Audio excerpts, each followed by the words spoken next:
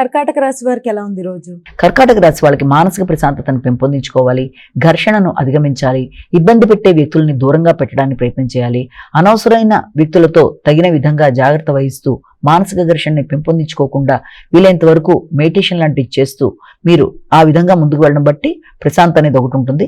కొత్త వ్యక్తుల్ని నమ్మేటప్పుడు ఆర్థిక సంబంధమైన విషయాల్లో, కుటుంబపరమైన విషయాల్లో కొంత ఘర్షణాత్మకమైన వాతావరణం ఉండే అవకాశం ఉంటుంది. కాబట్టి ముఖ్యంగా ప్రయాణాల్లోనూ ఏదైనా సౌకర్యాల లోపం కావచ్చు, లేకపోతే ప్రయాణాలు చేసేప్పుడు నూతన వ్యక్తుల యొక్క పరిచయాల వల్ల కూడా కొంత ఘర్షణలకు అవకాశం ఉంటుంది. ఆ విషయంలో జాగ్రత్తలు తీసుకోవాలి.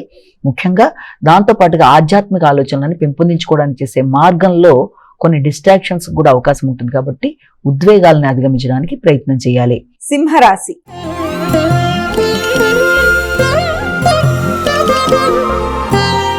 అమ్మ, సింహరాశి వారికి ఎలా ఉంది రోజు? సింహరాశి వారి విషయాన్ని తీసుకున్నట్లయితే సింహరాశి వాళ్ళకి ముఖ్యంగా సంఘంలో వ్యక్తులతో మీ యొక్క స్నేహ సంబంధాలని పెంపొందించుకోవడానికి చేసే ప్రయత్నాలలో వారి కొరకు ధనాన్ని ఖర్చు పెట్టడానికి అవకాశాలు చాలా అధికంగా ఉన్నాయి.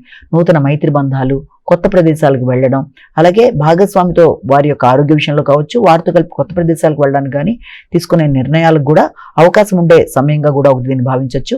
ముఖ్యంగా తల్లిదండ్రులు వారి యొక్క సహకారంతో వ్యాపార అభివృద్ధి కొరకు తీసుకునే నిర్ణయాలు మొదలైన విషయాలు కొంత ఉద్వేగాలకి, ఉద్రిక్తతలకి అవకాశం ఉంటుంది. కనుక ఆచితూచి వ్యవహరించాలి, ఘర్షణలకు దూరంగా ఉండాలి, ప్రశాంతతను పెంపొందించుకోవాలి, ఆలోచించి నిర్ణయాలు తీసుకోవాలి. కన్యా రాశి.